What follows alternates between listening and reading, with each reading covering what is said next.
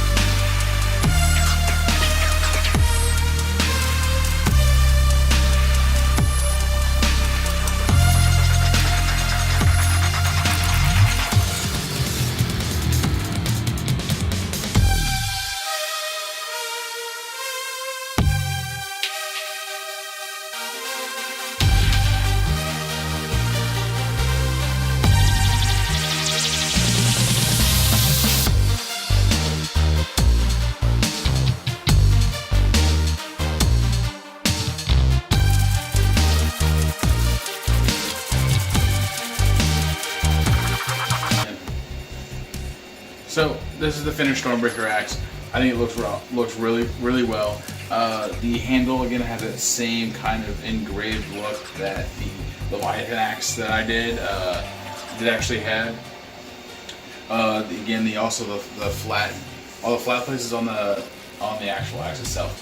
It was actually able to be done in a darker kind of color, because that's just how the materials look when it's just naturally raw sitting on there versus the lighter kind of sharpened surfaces that they have on them. But overall, the axe actually turned out really well. One of the cool little details about it is, if you can actually see it, it's the end of it. My artist actually put in tree rings on the bottom of it, just to kind of give it a look and kind of feel more like real wood, not just kind of something else. So One of the other big differences about it was actually the image on the pommel, or the end pommel. Pommel? That's I don't know. That's right. The backside of this the axe is actually the world tree, if I remember correctly, which I actually like better than what the current Stormbreaker actually has. But overall, I really like it. This model, since it was done before Infinity War actually came out, it was kind of had some interpretations on it, like the tree on the back, the runes that can go around it. But overall, I really like it. I really think it's going to be really nice. It's going to go on the walls. It's going to look really great. If I was to do this again, I'd give some little advice: is actually put some kind of metal rotting in the shaft of it, because we kept having it break at the neck up here.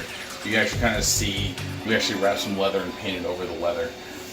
But it still makes it look really good, and it's kind of hard to tell from a distance, but when you get up closer, you really notice it. That would be kind of the only thing I would change about it. But either way, appreciate you guys watching. Hopefully like and subscribe, and don't let me fall over spools of material that's laying on the ground. But yeah, if you guys ever think of an item or a prop or something like that, you think it'd be kind of cool, put it down in the description below. I'm kind of working on a couple of Iron Man stuff in the near future, and a few other items. But we'll let you know, and we'll see you in the next video. Thanks.